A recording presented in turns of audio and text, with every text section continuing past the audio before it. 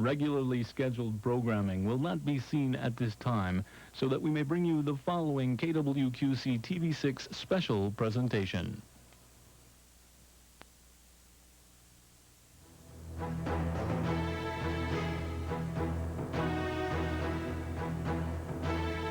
The following is a KWQC TV6 News special.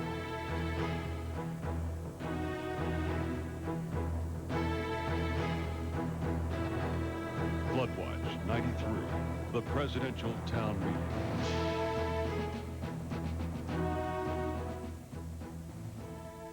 Hi, I'm John Mooney. As Iowa and Illinois continue to battle the great flood of 1993 that just won't seem to go away, there is hope that at least federal assistance is on the way. President Clinton brought good news to the Quad Cities Sunday, promising to push for $1.2 billion in emergency assistance. Many of you have called us at KWQC this week requesting we rebroadcast the president's visit to the Quad Cities. And tonight we're responding to your calls. We hope you enjoy Floodwatch 93, the presidential town meeting. I want to welcome all of you Iowans. I particularly want to thank the Stickcloth family for opening up their farm to us this evening for this momentous occasion. I'm Dale Cochran, Iowa Secretary of Agriculture.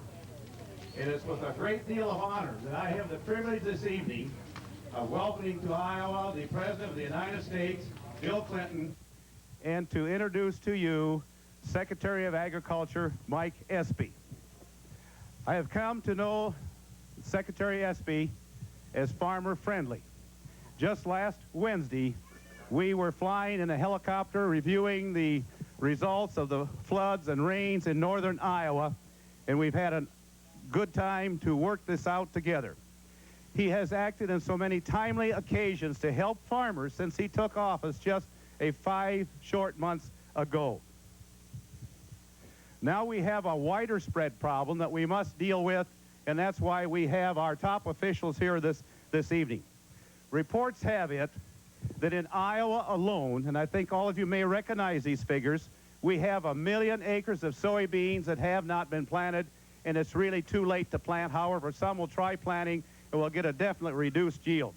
We have 500,000 acres of soybeans that will have to be replanted, and it's too late. We have 500,000 acres of corn that didn't get planted, and we have 500,000 acres of corn in Iowa alone that needs to be replanted, and it's too late. 48% of our first cutting at alfalfa has been put up and harvested, and that compares with a normal year of 93%. So you see what we've got. Iowa State University economists have translated that into a $1 billion loss in Iowa alone. $750,000 to the farmers directly, and another $750 million to the farmers directly, and another $250 million to Main Street businessmen, implement dealers, and others. Again, Secretary Espy has risen to the occasion this week by coming out and viewing the damage personally, as you all well know. Secretary Espy stated while in Iowa, "I can better determine our best response in this devastation and be more convincing of the need with those back in Washington with a personal inspection." Thank you, Mr. Secretary. Thank you. I commend the Secretary for carrying the message. Convincing he was. In 4 days, he was able to bring the President of the United States here, and here we are this evening, and the President and the Secretary is here to hear what you have to say and what our needs are here in this area. I would point out that the President and the Secretary have selected outstanding leaders in Iowa, by the way, to carry on our agricultural needs. In our midst this evening are Tom Graw, the new director of the Iowa ASCS office. Tom, where are you? Over here. All right behind us. Very good. And Ellen Huntoon, who is the director of the Iowa FMHA office. Ellen, right there she is. Very good. Our concerns in agriculture are being heard, and I'm very appreciative of that. We have a Secretary of Agriculture in Washington, D.C., who is acting on our behalf. Ladies and gentlemen, let me introduce to you a farmer-friendly Secretary of Agriculture, Secretary Espy. Secretary Espy. Thank you.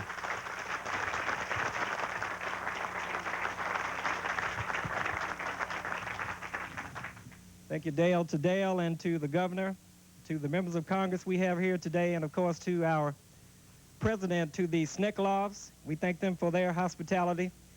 And to all of you who would take a few moments out on this 4th of July to come and speak with us today. I'm delighted to be here. Now, Dale gave me too much credit.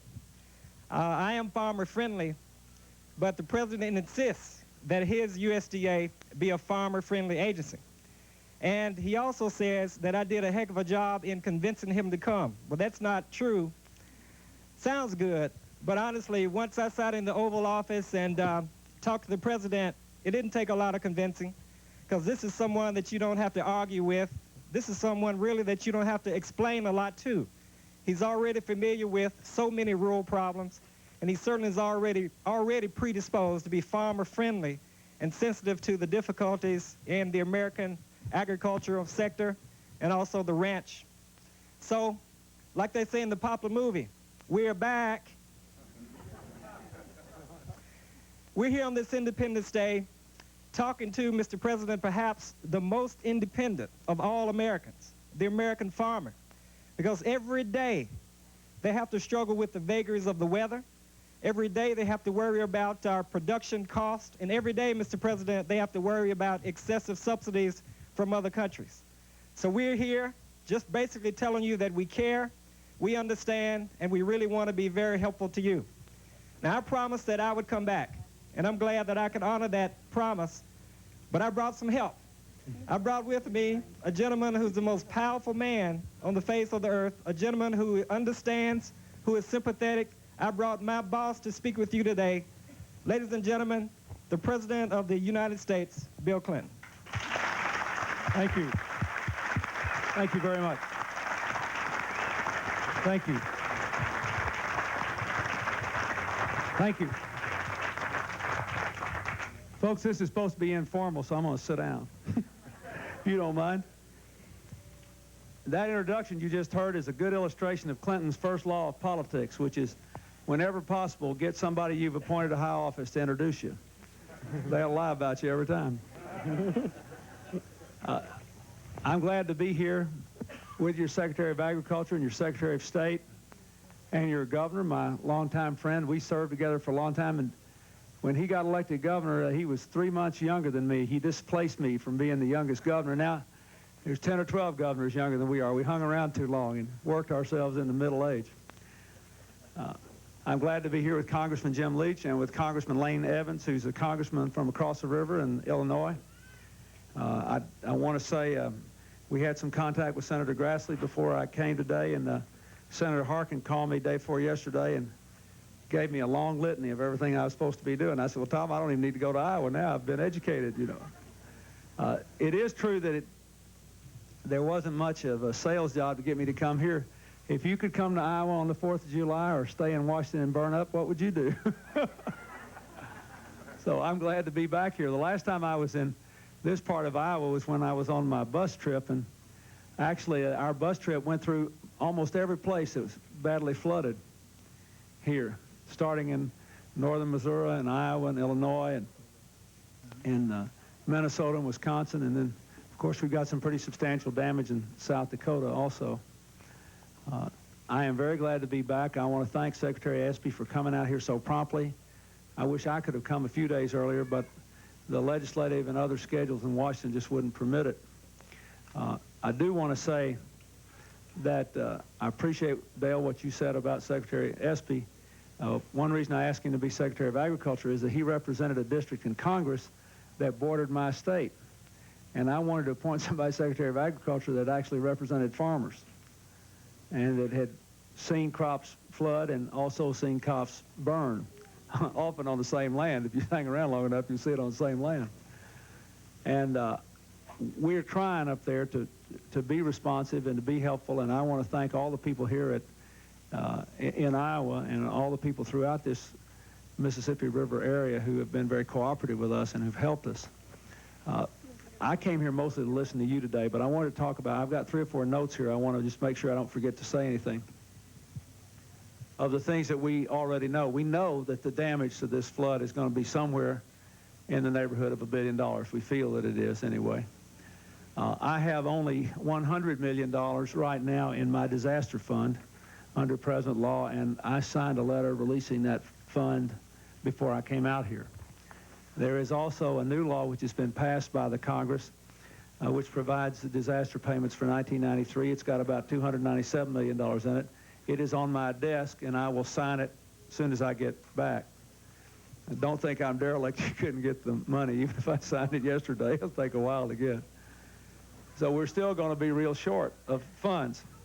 So I'm going to ask Congress on an emergency basis to provide some additional funding. And Secretary Espy is going to be working with the rest of the people in the executive branch and your representatives from here to put together legislation that will adequately take care of the problems insofar as we can under federal law. We are going to ask that the producers here receive the same benefits as the people who were affected by Hurricane Andrew and other major disasters last year, and which is something that the congressional delegations and the governors have asked us to do, and we're going to do that. And we will eliminate the August 1st deadline for disaster filing, which is what's in the present law. We'll present a bill to do that, and I've already talked to leadership in the House and the Senate on a bipartisan basis from other states, so they don't have any problem with doing that. They know that we need to. The last thing I'd like to mention before I open it to your comments and questions, because you may have some other specific things we can do, is that I have asked Secretary Espy to work with the other federal agencies and with the appropriate people in Congress on a long-term reform of the crop insurance system. Any farmer who's ever fooled with it knows that it's a good thing if you've got it, if you've got insured what goes wrong, in just the way it's supposed to be, but it's nowhere near what it ought to be. If you don't get your beans planted in the first place, for example, you can't get any insurance on it, even if you pay and pay and pay for years. That's a big issue. I come from a state that has not near as much corn as Iowa, just a little bit of corn, but a whole bunch of soybeans, and it's not a program crop, and if you take out crop insurance against it and then it gets wet and you can't plant it at all under the present system, you can't recover. It's just not a very good or comprehensive or appropriate system, in my opinion. So we're going to try to see if we can't get some reforms up that people will agree to. There are some other actions that Secretary Espy can take that you may want to talk about or you may want to ask about, but these are the specific things we think we can do. I hope it will be enough so that we don't lose a lot of farmers who are operating on the margins. I went through that whole thing in the 1980s when I was a governor of a big farm state, and every other day I had a friend who was dropping out of farming, and we're going to do what we can to move as quickly and as aggressively as we can. I hope it will help. I think it's real important to get this long-term reform of the crop insurance system and work it out so that people can access it, and then if they got it, it amounts to something when they suffer a loss. So we're going to do what we can to get that done. I thank you for spending part of your 4th of July with me. I know you could be out shooting fireworks, and I'm sorry about all the water. We had a whole lot of my state underwater 3 or 4 years ago when the Arkansas River flooded, and we had towns underwater, houses underwater, like what I saw today uptown, and an awful lot of farmland. I know what you're going through. I'm very sorry. I hope this will help, and I assure you we'll be very diligent in pushing to get this action through Congress. If you have any other ideas or suggestions, we would be glad to have them. And thank you again, Governor. Thank you, Mr. Secretary, and thank you, Madam Secretary. Congressman Leach, I'm glad to be in your district and see you looking so hale and hearty. And thank you all very much for having us.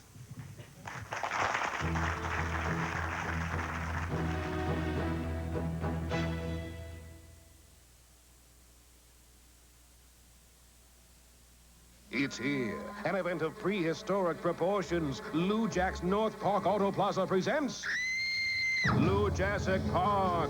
There's never been so many vehicles in one location. Each has one low price, the only price posted in the window. No haggling. Take a test drive and get a free ticket to the Putnam Museum's dinosaur exhibit. But hurry, Lou Jurassic Park is only showing the week of July 5th at Lou Jack's North Park Auto Plaza, rated G for general audiences. Welcome to Durham. Fans here are the greatest. They come early, have their picnics, watch BP. It's tradition.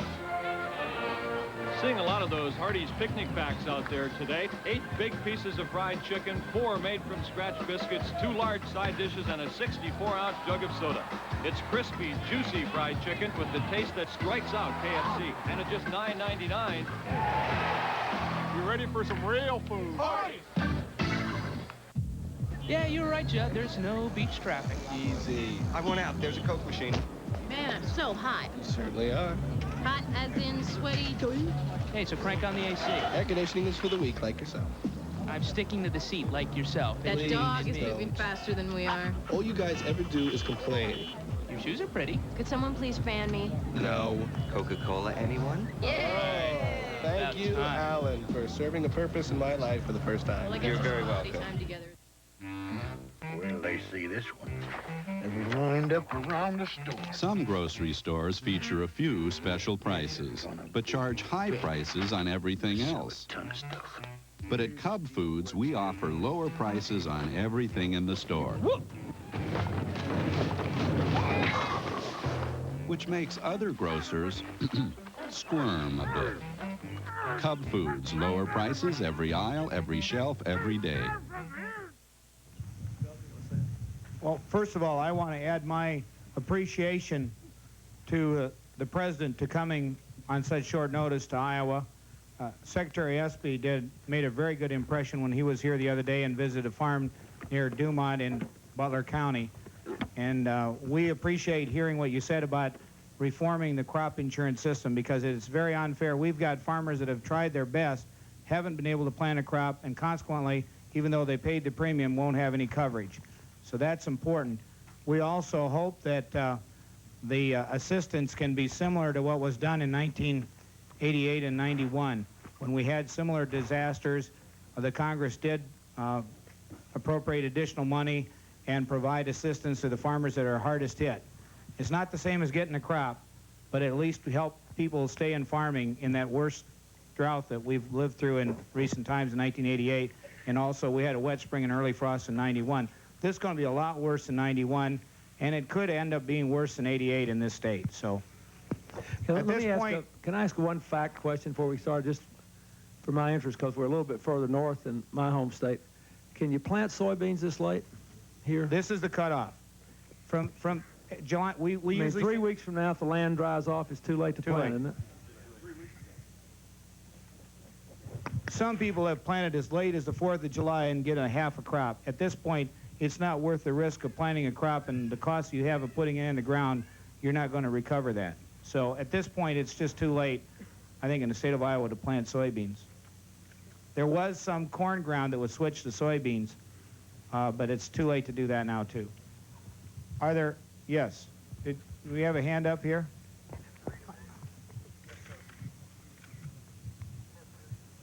Thank you, Mr. President, for your interest in agriculture. I really appreciate it. And my question to you is, will you require repayment of the advanced deficiency payments, even though the fellow didn't get the corn planted?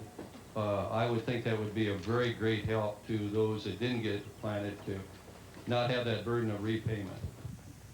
I think I'll let Secretary Espy answer that. We talked about that very thing on the airplane when we were about to land, and we saw how much land was underwater. It was the first thing that came up when we were looking at the damage. Thank you, Mr. President. This is something that we've been looking at a lot lately, as you might imagine. And since I've returned to Washington from Iowa, I've reviewed the law. And any outright waiver of the advanced deficiency payment that you've already gotten is going to be really, really difficult to do. Certainly if you're not in the program. But what we want to do is to extend the signing date for program crops, and we'll probably do it until the end of the month, July 31st, so that you can come in and declare your intent to plant another crop, particularly corn. Then you will fall in under 092, and then you could keep your advanced deficiency payment. For those farmers that already have the payment, we can't waive it outright, but we'll certainly work with you to make sure that we stretch out the payments. Or we can go to Congress to ask that that we have fallback authority to do some other things. Yeah, right, under the law, just to flat out do it, we don't have the authority right now. So we either have to change the law or do what Mike said in terms of, putting back the filing date and then having people come in and make a declaration. Mr. President, I thank you for coming to Iowa, and Secretary Espy, I thank you for being here the second time in the last week. In the area that you saw up in northern Iowa the other day, the crops in that area are probably as hard hit as any place in the state. And I think Don will probably even admit, and he doesn't know it, but the corn down here probably looks as good as any place in the state, but even his corn isn't in the bin yet. If it happens to turn off extremely dry and hot in the last part of July and August, or even some winds, that corn's going to be under tremendous stress because there's just no moisture out there. The roots haven't established a root system to be down deep. The impact out here is going to be tremendous. It's going to first affect these farmers, and secondary then it will affect the agribusiness, ag suppliers, rural communities, the state of Iowa.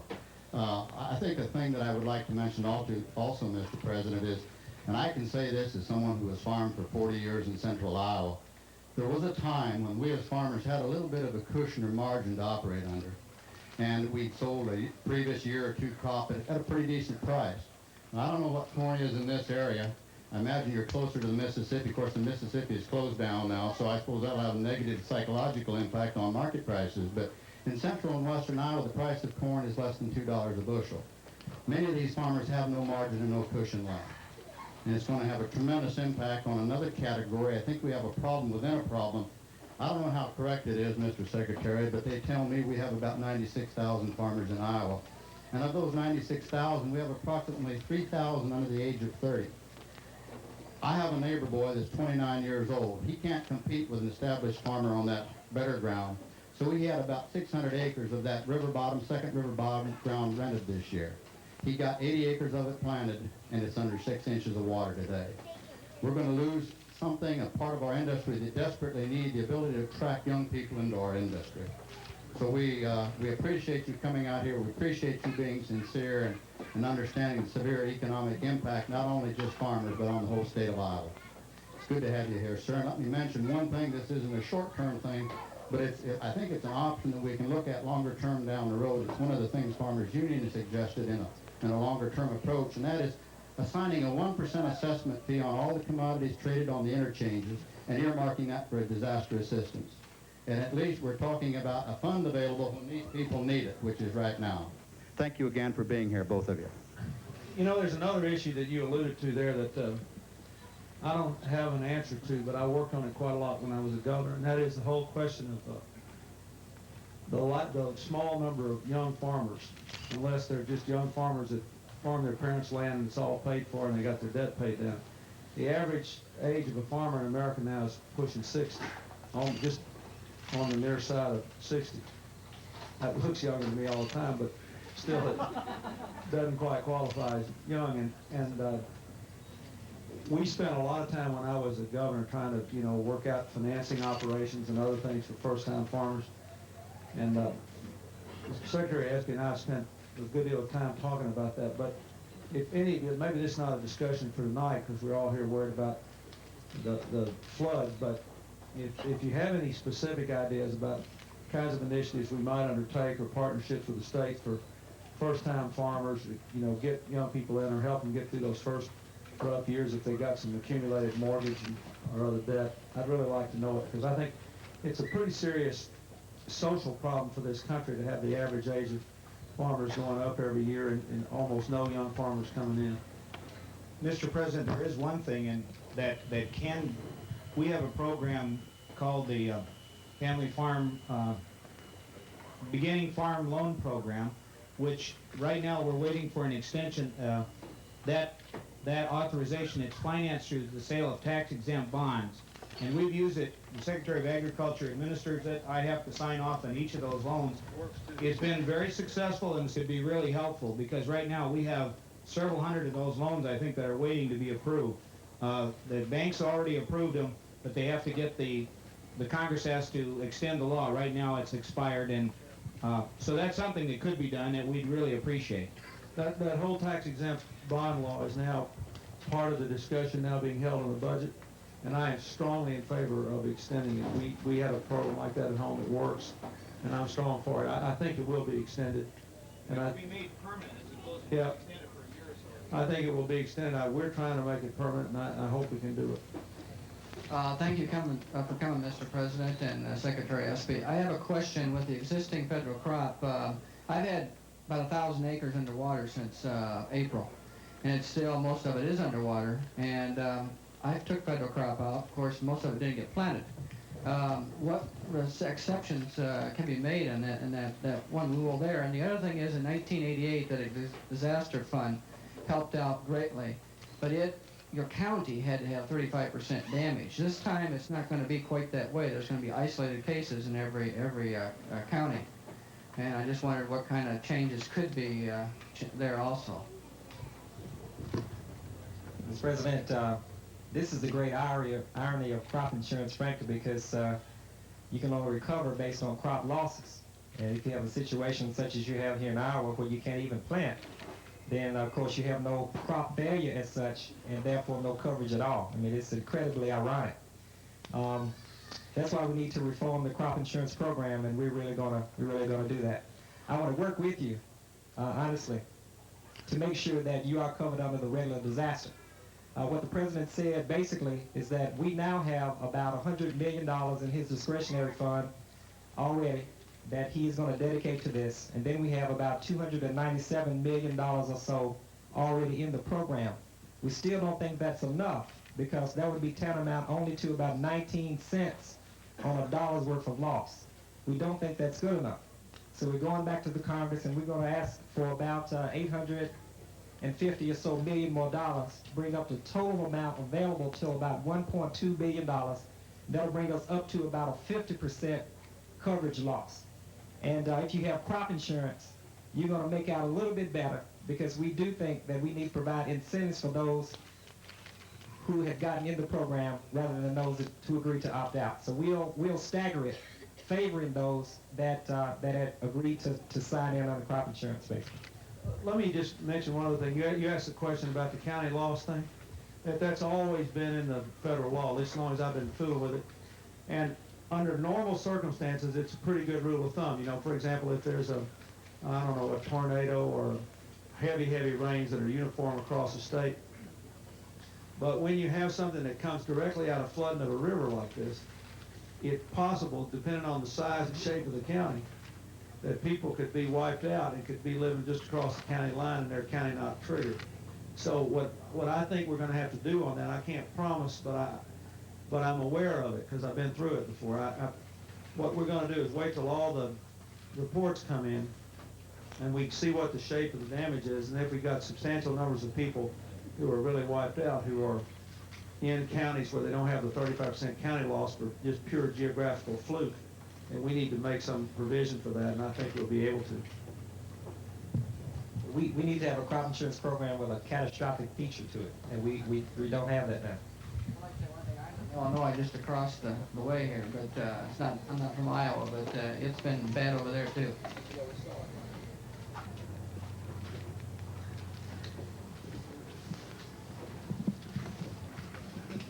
Mr. President, I'm 23 years old. This is my first year of farming. I've been planning on starting. I grew up on a farm, but everything I've done myself. And I'm kind of wondering where the money's coming from that you're planning on helping everybody with. They'll either find something else to cut and pay for it, or they may, because it's a genuine one-time emergency, just appropriate the money, since we're well under the spending limits approved by the previous Congress. Okay. In my opinion, what would help us out now and in the future would be not this new tax. We're taxed enough the way it is right now. We only get 50 cents on the dollar. By the time we spend it, I'd just soon be able to spend my money the way I want to spend it. No, it won't. You won't have to worry about this because of the tax, and it's a tiny fraction of a huge federal budget anyway. But the whole United States is getting taxed on this, and it's helping. What's the percentage of the United States population is farmers? 3%, but 100% of them eat. Yeah, and 100% of them are going to get taxed too. I would just soon if you didn't tax me as a farmer, and I'd just soon if you didn't raise taxes on the rest of the nation. Well, too. if we had a decent crop insurance program, we wouldn't have to worry about disaster payments. Well, that's not. In other words, if we had one that worked, if there was a system of crop insurance that worked, we wouldn't have to worry about it. As a farmer, we got enough to gamble on with the weather, let alone gambling on our government raising taxes. And I remember somebody saying no new taxes about 6 months ago, I believe. Well, you didn't hear me say no new taxes. I promised to raise taxes on the wealthy because their incomes were I'm reduced. far from wealthy, Mr. President. Well, if your income's under $30,000, you probably get a tax cut under my plan. If it's between 30 and 100, according to the Congressional Budget Office, it will cost you a very little amount of money. 30,000's a wealthy man, then? No, that's not what I said. But when I took office, sir, if you want to have, let's have a political debate. I didn't think we were going to talk about this, but I'd be more than happy to. Let me tell you something. After the election, not during the election when they had all the figures, the previous government announced after the election that the deficit was going to be $165 billion bigger than they said before the election. We just discovered we're going to have $50 billion more in deficit. This is just for 4 years, not the whole 5-year period. So my choice was pretty simple. I can ignore that, or I could ask middle-class people with incomes between $30,000 and $100,000 to make a modest contribution to the deficit. Quiet. Get almost all of the money from people above $100,000 and cut spending by as much as we were raising taxes, reduce the deficit $500 million, and bring interest rates down. We'll have more of the presidential town meeting after these messages.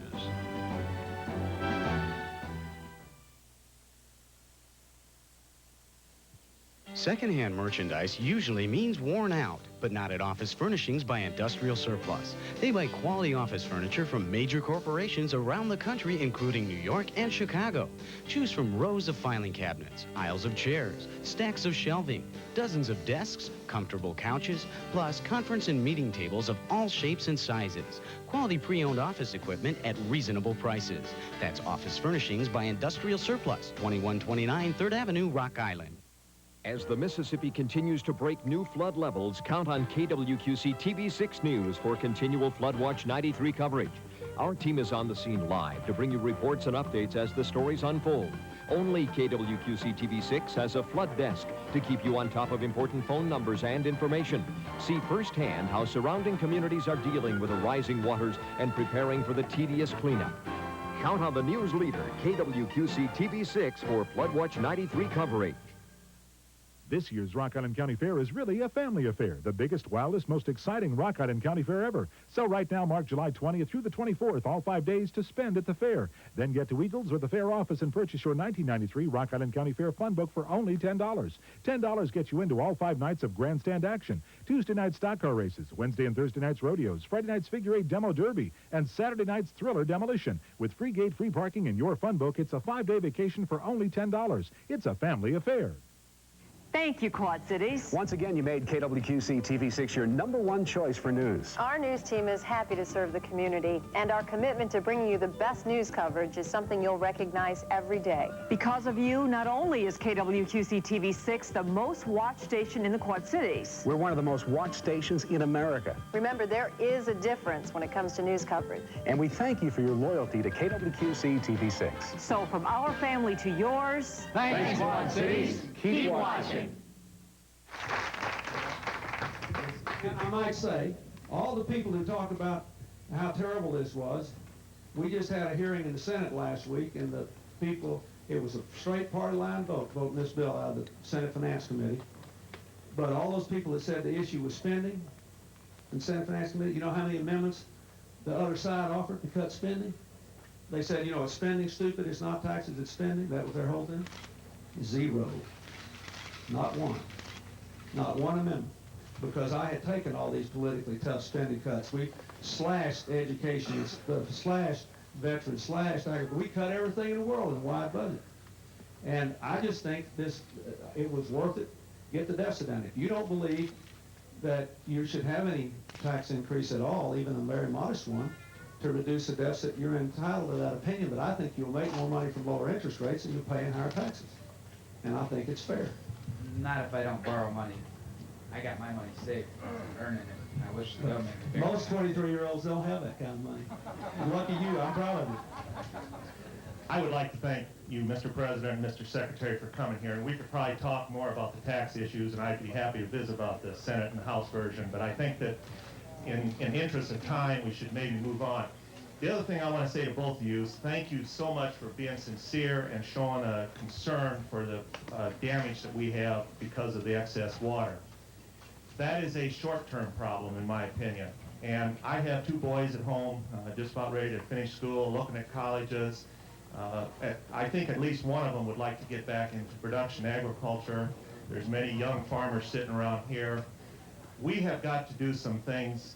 We as farmers think global, and I don't think there's a better time. You're leaving for Tokyo tomorrow, that you carry a message and that you're our leader, that we need market access for all American farm products so that we can get it overseas on a free and fair basis.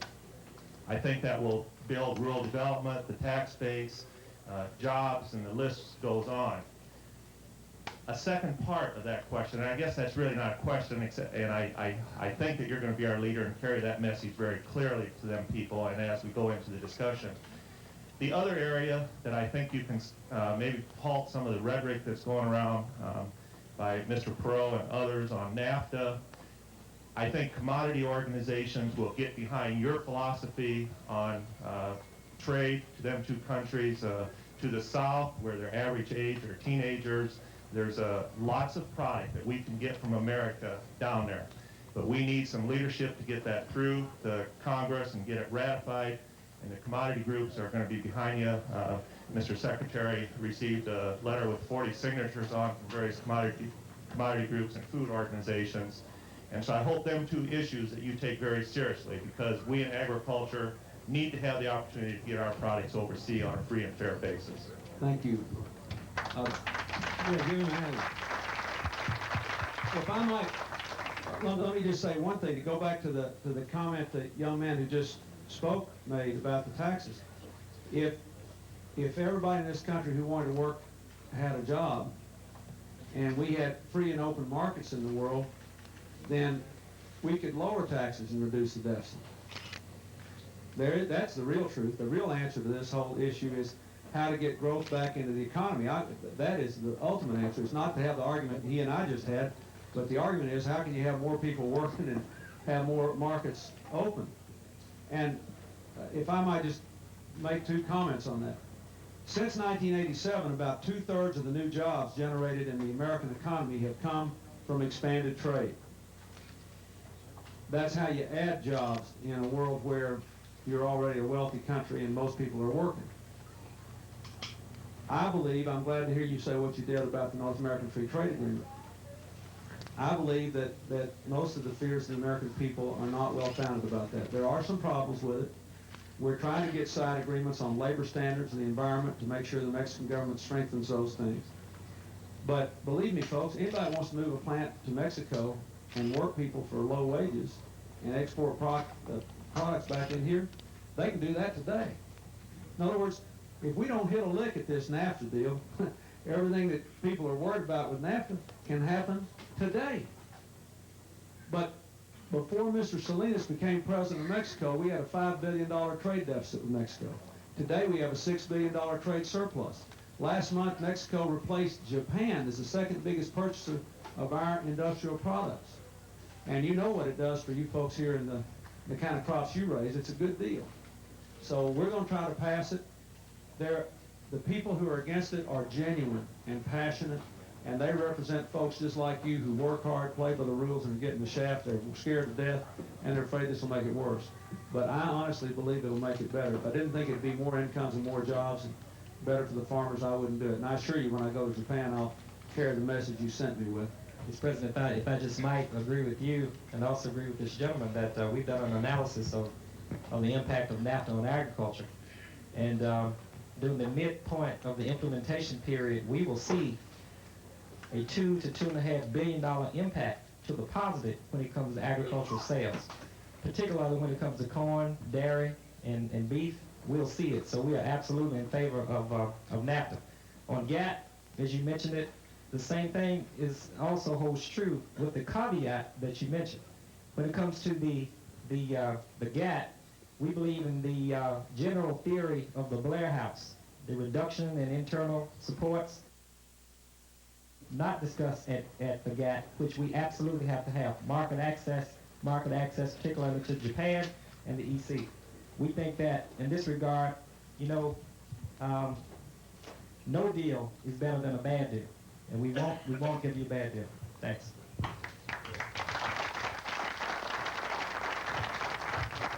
Thank you for coming. My question is, have you given any consideration to possibly reopening the Farmer Reserve? The decision not to enter that was made when everybody thought they were going to do a big crop, and that some of the farmers might want to reconsider that decision at this time. Well, we've already opened the Farmers Own Reserve, as you know, and we took it to the highest applicable ceiling. Now that we have problems here, we'll consider reopening for a brief period. We will. We'll have more of the presidential town meeting after these messages. We recently introduced Hardee's Frisco Burger with the great sourdough taste of San Francisco. But New Yorkers said, hey, what about our famous rye? So here's Hardee's new New York Patty Melt. It's Hardee's thick quarter-pound burger on grilled New York rye. Crisp bacon and sauteed onions to add some, you know, excitement. And in New York's melting pot fashion, Swiss, cheddar, and Monterey Jack cheese. Now San Francisco's happy. And New York's happy. So is Louisville, Spartanburg, Are you Peoria, ready for some real food? Hardee's. Your Pontiac dealers are Bix crazy. First, we special ordered this hot-looking Bix Edition Pontiac Grand Am as the Bix official car. Nice, huh? Now you can register to win a free trip to the Chicago Marathon. Round-trip air, hotel, VIP seating, and more. Listen closely. The best part is you win with competitive prices, 3.9 GMAC financing, or factory cash rebates from $750 to $1,000. Only at your Bix crazy hometown Iowa, Illinois Pontiac dealers.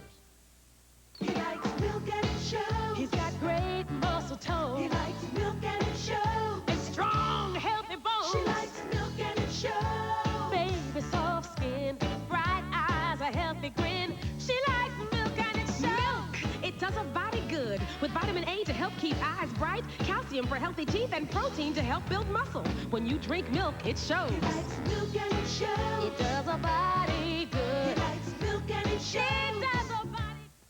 Presenting the South Park Mall Sidewalk Sale.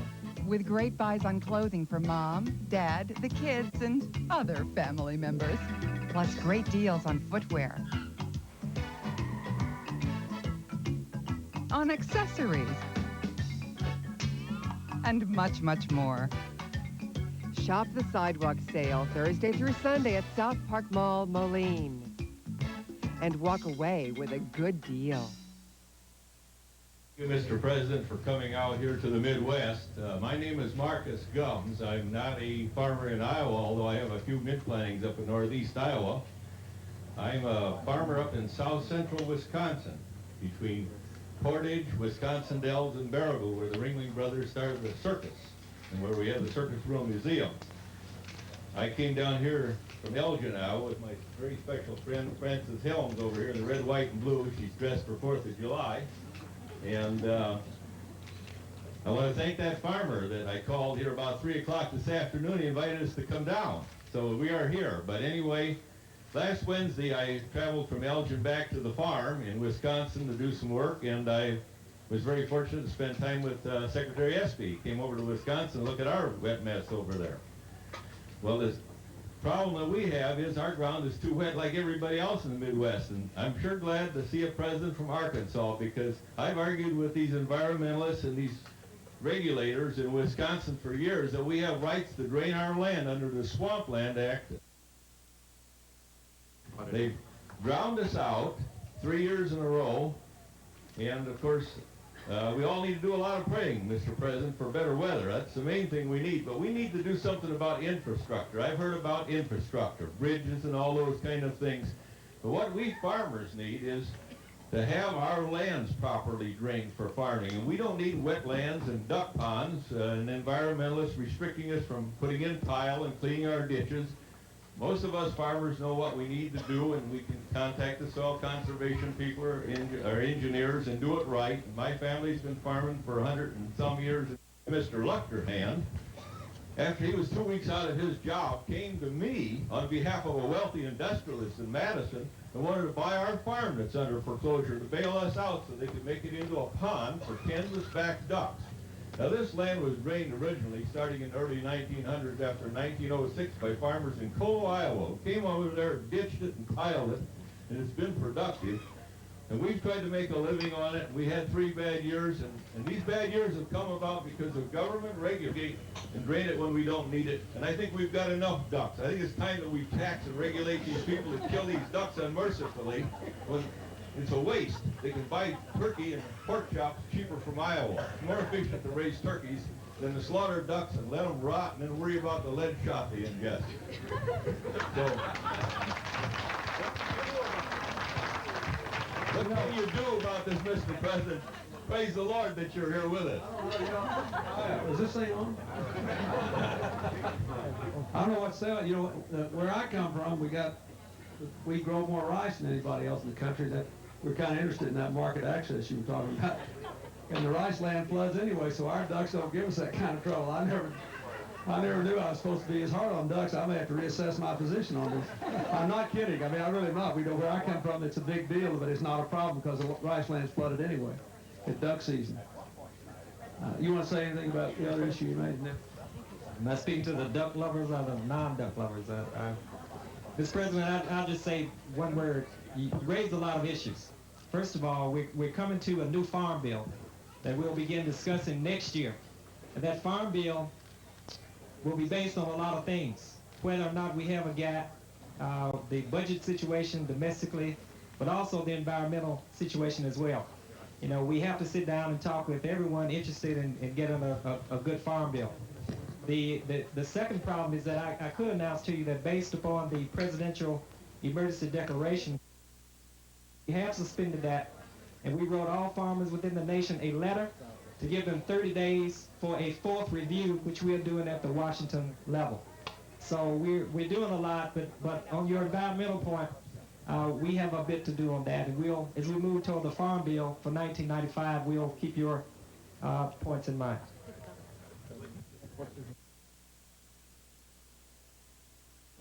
I'd like to see that 95 farm bill have something in of a profit margin in it so that we can survive, so that we've got that cushion. We've got to look at some things, you know, we're willing to shoulder our fair share of this burden. We realize there's a burden on the country, but only our fair share. We just want a fair shake in this thing. Anything that you can do in that farm bill that would help us through the disaster, through the 95 farm bill that's going to increase the margins out here, it would be greatly appreciated. Thank you. If I could just, Mike might want to say something about that, but if I could comment on that, just make 2 points. First of all, on the disaster issue, we're either going to have an adequate, reliable, comprehensive disaster program or a decent crop insurance program that works. I mean, if we had one, we wouldn't need the other. On the question of supports, I can tell you that, again, the last 2 farm bills I went through as a governor with my farmers on the receiving end of them. As you know, because you're a farmer, we had a 20% unilateral cut in farm supports in the 90 farm bill. So American farmers have really done their part to reach out to our competitors overseas and ask them to open their markets and stop their supports. I think it's fair to say that the 95 farm bill, at least from my point of view, since I'm in a different position now, my attitude about it is going to be determined by a couple of things, one of which is, what are these other countries doing? That is, what's it going to take for our people to make a decent living? And if other countries make an appropriate reduction so we got a fair chance to compete in a market system, well, that's one thing. If they don't, then I think we're going to have to take a completely different look at this 95 farm bill about how it's structured. And I think it's fair to say it's up in the air now, and it depends on what happens and what our competitors do. But I'm going to be very sensitive to people like you, because there's a limit below which we ought not to go in terms of how many farmers we got in this country. As long as we're the most productive in the world, it's just crazy to stay on that trend. Yes, sir? Mr. President, we really appreciate you being out here today. We truly need your help, and everyone here feels the same. We need your help. Generally, we have a surplus of corn, and I know you're concerned about a couple things. You're concerned about fuel and pollution. The farmers here have a good solution to it, a way to decrease pollution, and a way that we can grow our own fuel right out here. Very simply, it's called ethanol. What do you think about it, and how can we get your support to make sure that ethanol is part of the program and we won't have to have such a gas tax? I think ethanol is an answer. I agree with that. Let Mike talk a little about what we're doing. We agree with you. We think that ethanol is a viable alternative resource. We think that it allows an alternative use for corn, which is great, which drives the price up. We believe that it's renewable as well, and it helps us when it comes to dependence on foreign oil. So we do, inside of the USDA, we have supported ethanol in our research program. Just to let you shift gears for a second here, can you or would you please tell me something that can alleviate my concerns about the upcoming striker bill? I'm concerned that it'll be detrimental not only to the small businessmen, but to the economy in general, which, again, is going to directly affect the farmer. Well, you know that I have expressed my support for the bill, and I knew you knew that or you wouldn't ask the question. I don't have any idea whether it can pass the Senate or whether it will at this time. Here is the problem. Let's just talk about the problem. For many years, the federal law was that strikers could not be permanently replaced if they went on strike once a group voted to unionize. If the allegation behind the strike was that there had been an unfair labor practice. But if it was just an economic strike, that is, if the strikers said we ought to be getting a better deal than we're getting and we're fighting over this contract, that they could be permanently replaced.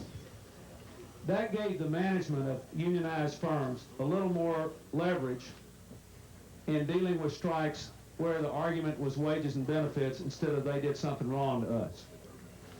Now, and it worked pretty well until the 1980s when the economy became more global and there was more pressure to keep down wages and benefits, and when the public mood became decidedly more anti-union in the United States. Because the reason it worked pretty well is management had the right to do that under a court decision, but they never did it. I mean, it was unheard of. It never happened. For decades, no strikes were just broken.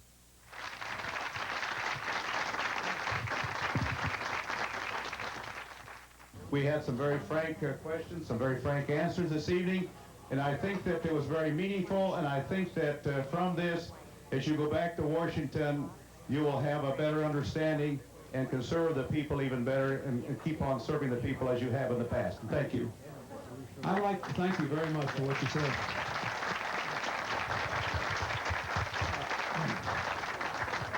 I'd like to say one thing in closing, if I might.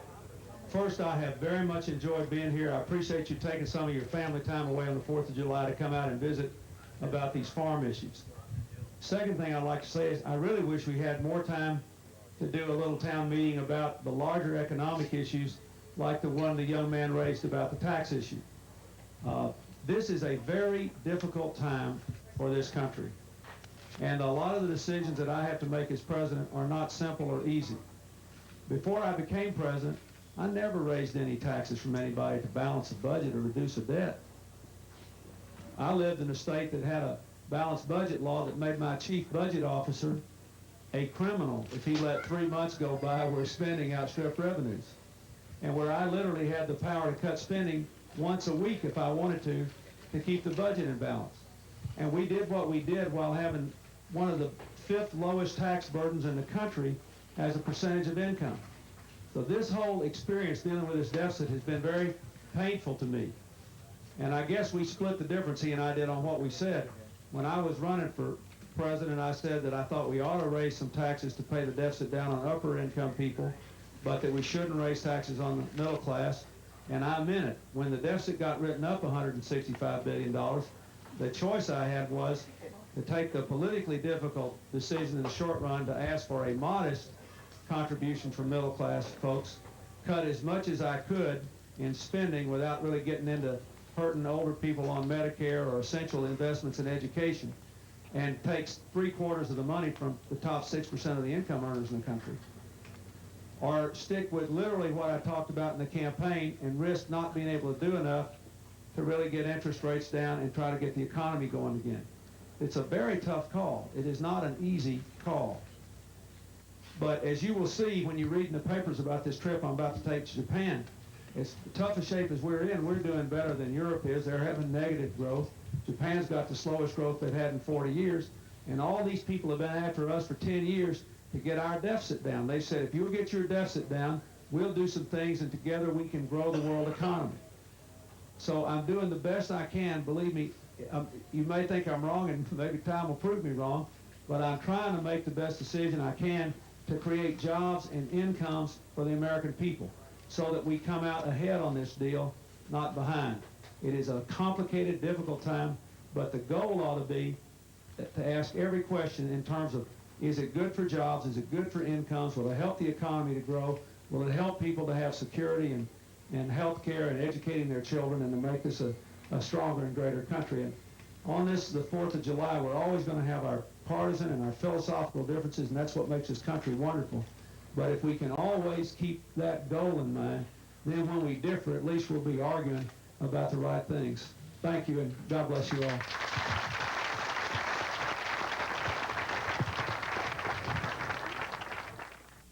That concludes our rebroadcast of the presidential town meeting in Eldridge on Sunday. We hope the president answered your questions, and we hope you enjoyed our coverage, too.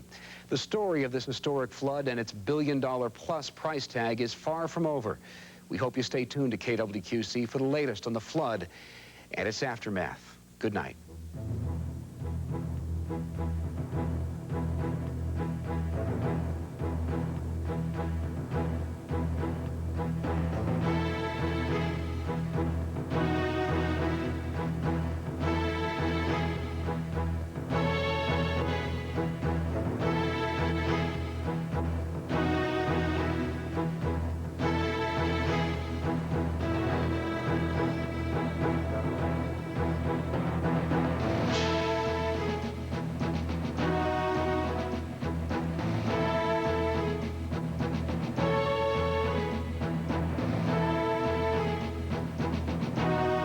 To help area flood victims, call the American Red Cross at 1-800-760-3971. Or make a donation to the TV6 Flood Relief Fund at any Davenport Bank location.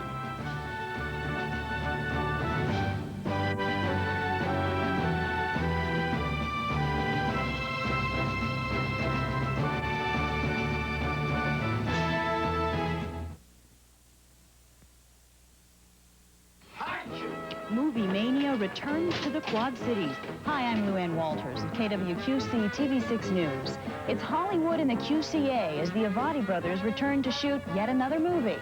And I like so much, very much, this place. And I like very much also the people. Join us for a behind-the-scenes tour on set with the directors and actors who are turning the QCA into a Hollywood movie town. Hollywood QCA, beginning Monday at 10. Ladies and gentlemen, welcome to Durham. Summer, you got the bowls, picnics, and Hardee's fried chicken. It's tradition. That should be 2 to Lynn, to Davis, double play. And remember, fans, Hardee's picnic pack is just $9.99 for 8 big pieces of fried chicken with the taste that strikes out KFC. Plus 4 made-from-scratch biscuits, 2 large side dishes, and a 64-ounce jug of soda. It's one serious meal. Cool. We work hard out here. Are you ready for some real food? Hardee's. So, let's say you own a business. How can the U.S. West Direct Yellow Pages help? Because businesses don't come with customers, you gotta go get them. So that's why advertising was invented. Now, ideally, your ad should be in every home and business in the city, in a place customers look the most, in U.S. West Direct. Think of all those people looking at your ad, and 4 out of 5 of them happen to be ready to buy. Right now, money practically burning a hole in their pockets. Beautiful. It's where to sell. U.S. West Direct.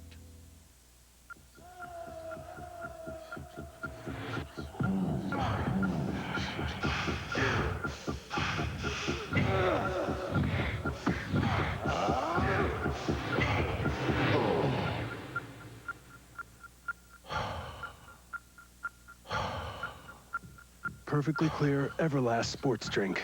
Give yourself mouth-to-mouth resuscitation.